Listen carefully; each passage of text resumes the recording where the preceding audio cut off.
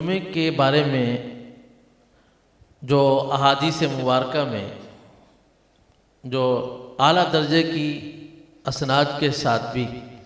روایات ہیں، ان میں یہ ہے کہ جمعے کے دن ایک گھڑی ایسی ہے کہ جب بندہ اس میں اللہ سے دعا کرتا ہے تو اللہ اس کی دعا کو قبول فرما لیتے ہیں۔ اور حضرت شیخ الحدیث مولانا محمد زکریا صاحب رحمۃ اللہ علیہ نے فضائل درود شریف میں ایک جگہ پر لکھا ہے کہ شب جمعہ اور یوم جمعہ یہ رات اور دن ایسے ہیں کہ ان میں درود پاک کا پڑھنا قرآن پاک کی تلاوت سے بھی افضل ہے۔ اللہ تعالیٰ نے رسول اکرم صلی اللہ علیہ وسلم کو جو درود و سلام کی نعمت عطا فرمائی، دراصل جو ہمیں نعمت عطا فرمائی اس کے انعامات اتنے زیادہ ہیں۔ میں مکاشفۃ القلوب میں پڑھ رہا تھا کہ امام غزالی رحمۃ اللہ علیہ نے لکھا ہے کہ اللہ تبارک و تعالیٰ نے جبرائیل علیہ السلام کے ساتھ ایک فرشتہ بھیجا جو حضور علیہ السلام کی خدمت میں حاضر ہوا۔ جبرائیل علیہ السلام نے آ کے عرض کیا، اللہ کے رسول میرے ساتھ آج ایک فرشتہ آیا ہے، یہ فرشتہ نہ تو اس سے پہلے کبھی زمین پر آیا ہے اور نہ ہی اس کے بعد دوبارہ کبھی آئے گا، یہ آپ کی زیارت کے لیے اور صحبت میں کچھ بیٹھنے کے لیے آیا، حاضر ہوا ہے۔ تو اللہ کے نبی صلی اللہ علیہ وسلم اس کی طرف متوجہ ہوئے، تو انہوں نے اس فرشتے نے عرض کیا کہ اللہ کے رسول میں آج آپ کو ایک تحفہ دینا چاہتا ہوں۔ آپ نے فرمایا کہ کیا ہے؟ اس نے عرض کیا کہ اللہ تعالیٰ نے مجھے اتنی قوت دی ہے کہ پورے آسمان سے پوری زمین پر اگر بارش برسے تو اور قیامت تک برستی رہے تو میں اس کے قطرے شمار کر سکتا ہوں۔ آج دنیا نے کتنی ترقی کی ہے، آج آپ یہ تو آپ نے پیمائش کر لی ہے کہ بارش کی رفتار کیا ہے، یہ بارش کتنی رفتار سے آ رہی ہے، ایک اندازہ آپ بتاتے ہیں کہ کتنے کیوسک پانی اس نے اتارا ہے، لیکن قطرے دنیا کی جدید ترین مشینری اور جدید ترین آلات آج تک کسی ایک جگہ پر کوئی آلہ لگا دیں بھئی کتنے قطرے بارش کے اتر رہے ہیں، کوئی نہیں، اور وہ کیا کہہ رہے ہیں کہ قیامت تک بارش ہوتی رہے تو میں اس کے قطرے شمار کر سکتا ہوں۔ اللہ کے رسول، اللہ نے آپ کو آپ کی امت کو یہ اعزاز بخشا ہے کہ جو آپ نے اپنی امت کو نماز میں پڑھا جانے والا درود شریف تلقین فرمایا ہے، یہ ایک دفعہ آپ کو امت اگر کوئی پڑھ لے تو اللہ تعالیٰ ایک دفعہ پڑھنے پر اتنا اجر و ثواب اس کو عطا فرماتے ہیں کہ میری طاقت نہیں ہے کہ اس کو شمار کر سکے۔ تو یہ درود ابراہیمی شریف کتنا پراثر درود شریف، اور صحیح بخاری شریف میں امام بخاری رحمۃ اللہ علیہ چونکہ وہ بہت زیادہ احتیاط کے ساتھ انتخاب کرتے ہیں، دو روایتیں انہوں نے بڑی عجیب ذکر فرمائی ہیں۔ ایک وہ ذکر فرماتے ہیں کہ رسول اللہ صلی اللہ علیہ وآلہ وسلم نے ارشاد فرمایا کہ جو آدمی یہ چاہتا ہو کہ قیامت کے دن وہ میرے حوض پر آ کر وہ میرے ہاتھ سے حوض کوثر پی سکے، آب کوثر پی سکے، اور اللہ تعالیٰ اسے اس کی پیاس کو مٹا دے، اس کو چاہیے کہ یہ درود شریف پڑھے۔ اللہم صلی علی سیدنا محمد النبی الامی وازواجہ امہات المؤمنین وذریتہ وآل بیتہ کما صلیت علی ابراہیم وعلی آل ابراہیم انک حمید مجید۔ اور یہ اس کا نام میں نے درود حوض رکھا ہوا ہے، ساتھیوں کو بس اوقات درود حوض کے نام سے بتا دیتا۔ اور ایک درود میزان ہے کہ حضور صلی اللہ علیہ وسلم نے ارشاد فرمایا، یہ بھی بخاری شریف کی روایت ہے کہ آپ نے فرمایا کہ جو میرا امتی یہ چاہتا ہے کہ اس کا نامہ اعمال بہت بڑے بڑے ترازوں میں تولا جائے، اس کو چاہیے کہ یہ درود شریف پڑھے۔ اب آپ یہ نقطہ یہ ہے کہ آپ نے وہاں پر کوئی تعداد متعین نہیں فرمائی کہ اتنے ہزار پڑھنا ہے، اتنے 100 پڑھنا ہے، وہاں پر تعداد متعین ہی نہیں ہے۔ یعنی آپ کی شان رحمت للعالمین نے اتنا عموم پیدا کر دیا کہ اگر کوئی آدمی ایک دفعہ بھی زندگی میں یہ درود شریف پوری محبت، ادب اور اخلاص، شوق کسے پڑھ لے گا، میرا جو کوثر کا جام ہے اللہ تعالیٰ اس کے لیے واجب کر دے گا۔ اور اگر کوئی دوسرا درود شریف پڑھ لے گا تو اور اخلاص کے ساتھ، صدق اعتقاد کے ساتھ اگر وہ پڑھے گا، اللہ تعالیٰ اس کا نام اعمال بھاری بھاری فرما دیں گے اور بڑے بڑے ترازو میں وہ تلے گا۔ اور اگر کوئی پریشان ہے، غمگین ہے، مقروض ہے، اگر کوئی رزق کی تنگی میں مبتلا ہے تو وہ بھی درود شریف پڑھ کر دیکھے۔ اللہ تعالیٰ نے،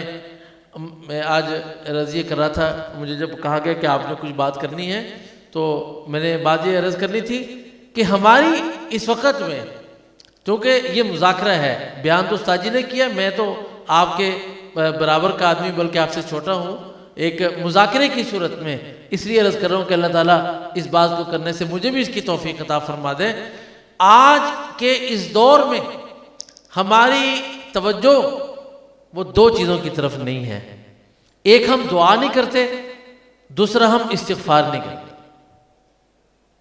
باقی اعمال ہم کر لیتے، نماز بھی کبھی کبھی پڑھ لیتے، روزے بھی رمضان میں رکھتے ہیں، حج بھی کر رہے ہیں، زکوٰۃ بھی دے رہے ہیں، لیکن دعا کو بحیثیت معمول بنا کر کے دعا کرنا۔ حضرت مولانا الیاس صاحب رحمۃ اللہ علیہ کا ایک میں ملفوظ شریف پڑھ رہا تھا پچھلے دنوں میں، حضرت نے لکھا کہ مسلمان آج تو دعا مانگ نہیں رہے، اور جو تھوڑے بہت دعا مانگ رہے ہیں ان کو دعا کی قدر و قیمت کا اندازہ ہی نہیں، یا تو مانگ نہیں رہے، جو مانگ رہے ہیں ان کو دعا کی قدر و قیمت کا اندازہ نہیں ہے۔ میرے پیر و مرشد شیخ اول حضرت حاجی محمد فاروق صاحب رحمۃ اللہ علیہ نے مجھے ایک دفعہ خط میں لکھا، مجھے فرمایا کہ آپ نماز کے ساتھ 5 منٹ ایسے مختص کریں کہ جس میں آپ کا دعا کے علاوہ کوئی اور کام نہ ہو۔ اب میں آپ سے عرض کرتا ہوں، میں اپنی کیفیت بیان کرتا ہوں، آپ تو خیر بڑے لوگ ہیں سارے، کہ ہم نے آج کل دعا وہ اپنے مسجد کے امام کو سپرد کی ہوئی ہے کہ امام نے ہاتھ اٹھائے، نکاح کی مجلس ہوئی یا کوئی مر گیا اس کی مجلس ہوئی تو مولوی صاحب نے ہاتھ اٹھا لیے، ہم نے بھی اٹھا لیے، امام نے ہاتھ اٹھائے میں نے بھی اٹھا لیے، امام نے ہاتھ واپس کیے میں نے بھی کر لیے واپس۔ اپنا کوئی معمول بنا کے، ایک صاحب فرما رہے تھے کہ میں دعا تھوڑی دیر کرتے ہیں دعا ختم ہو جاتی ہے، تو میں نے ان کی خدمت میں عرض کیا، میں نے کہا کہ آپ رسول اللہ صلی اللہ علیہ وسلم کی دعائیں دیکھیں، آپ حضور علیہ السلام کی دعائیں مانگیں۔ اب تو محدثین نے وہ مجموعے اکٹھے کر دیے سارے کے سارے، ملا علی قاری رحمۃ اللہ علیہ نے تمام صحیح احادیث جو حضور اکرم صلی اللہ علیہ وسلم نے اپنی ساری زندگی میں آپ نے جو دعائیں مانگی اور وہ آپ سے سند صحیح سے ثابت ہوئی، وہ تمام کی تمام ایک کتاب میں جمع کر دی، الحزب الاعظم۔ میں نے بچپن سے ہی اپنے والد صاحب کو، اپنی والدہ صاحبہ کو، اور پھر اپنے استاد حضرت مولانا عبد المجید صاحب رحمۃ اللہ علیہ کو، اپنے پیر مرشد شاہ صاحب کو، سب کو یہ کتابیں پڑھتے ہوئے دیکھا۔ میں جمعے کے بیان میں بھی میں نے یہ عرض کیا، وہ یہ عرض کیا کہ ہم حرم شریف میں بیٹھے تھے، حرم شریف سے مراد یہ ہے کہ بیت اللہ شریف کے ساتھ ہی ہوٹل تھا، اس میں میں حاضر تھا، استاد جی کی خدمت کے لیے گیا ہوا تھا، تو مجھے استاد جی فرمانے لگے کہ بھئی آپ اپنے الفاظ سے دعا نہ کیا کریں، اپنی دعا نہ کیا کریں، آپ دعا کے لیے حضور صلی اللہ علیہ وسلم کے الفاظ کے انتخاب کیا کریں۔ درود شریف پڑھ لیں سب ایک دفعہ، صلی اللہ علیہ وسلم۔ آپ کا جب نام نامی ہے تو کیا کہنا ہے؟ آپ الفاظ اپنے اختیار نہ کریں، حضور اکرم صلی اللہ علیہ وسلم کے اختیار کریں۔ میں استاد جی کی بات سن کر خاموش تو ہو گیا، لیکن میرے دل میں ایک سوال پیدا ہو گیا کہ بہت سی خواہشات، بہت سی امیدیں و تمنائیں آرزویں ایسی ہیں آج کل کے دور کے اعتبار سے جو میرے دل میں ہیں، لیکن اس زمانے میں وہ نہیں تھی۔ تو میں صبح ہمارے حضرت استاد جی رحمۃ اللہ علیہ وہ 1.5-2 گھنٹے پہلے تشریف لے آتے تھے، تو ویل چیئر پر ہم ان کو طواف کراتے، تو طواف کے بعد پھر حضرت بھی اپنی دعاؤں میں مشغول ہو جاتے، ہم بھی حزب الاعظم پڑھتے۔ تو ایک دن حزب الاعظم کی ایک دعا میری نظر سے گزری، تو وہ اللہ نے اشکال ختم کر دیا۔ وہ دعا یہ تھی، لمبی دعا ہے، صرف لفظ اسألک یا ذا الجلال والاکرام ان تستجیب لنا دعوتنا، اور دوسرا لفظ وان تعطینا رغبتنا، کہ اے اللہ ہماری دعاؤں کو بھی قبول فرمائیے اور ہمارے دل میں جو جائز خواہشات ہیں، ہماری امیدیں ہیں، ہماری تمنائیں ہیں، ہماری آرزویں ہیں، اے اللہ ان کو بھی پورا فرمائیے۔ اب ایک جملہ لے، مجھے ابھی اس موقع پر یاد آ گئی بات، سید ابو الحسن ندوی رحمۃ اللہ علیہ نے لکھا ہے حضور اکرم صلی اللہ علیہ وسلم کی ہر وہ حدیث جو ہم تک پہنچی وہ بھی آپ کا ایک علیحدہ سے معجزہ ہے، اور حضور اکرم صلی اللہ علیہ وسلم کی ہر دعا وہ بھی معجزہ ہے۔ انہوں نے آگے ایک بات لکھی ہے کہ آدم سے لے کر قیامت کی صبح تک پوری انسانیت ایک میدان میں جمع ہو جائے اور اللہ تعالیٰ ان کو عاقل الناس بنا دے، سب سے زیادہ عقل دے دے ان کو، اور ان کو افصح اللسان بنا دے، سب سے زیادہ فصیح زبان ان کو دے دے، الفاظ کا ذخیرہ دے دے، اور وہ سب کے سب مانگیں، قیامت تک مانگیں۔ فرمایا کہ ان سب کا مانگنا ایک طرف، اور اس کے مقابلے میں حضور اکرم صلی اللہ علیہ وسلم کی ایک دعا ایک طرف۔ اس لیے ہم نے آج اس مجلس سے ہی عزم لے کر اٹھے کہ ہم نے حضور اکرم صلی اللہ علیہ وسلم کی جو دعائیں ہیں ان کا ذخیرہ یاد کرنا ہے، انشاءاللہ کریں گے میں انشاءاللہ تعالی۔ یہ قبولیت کا وقت ہے تو اس میں ارادہ کرو بھائی، جو ارادہ کریں ہاتھ کھڑا کرو اپنا۔ اللہ تعالیٰ مجھے بھی اور آپ کو بھی اس کی توفیق عطا فرمائے۔ وآخر دعوانا الحمدللہ رب العالمین۔ اب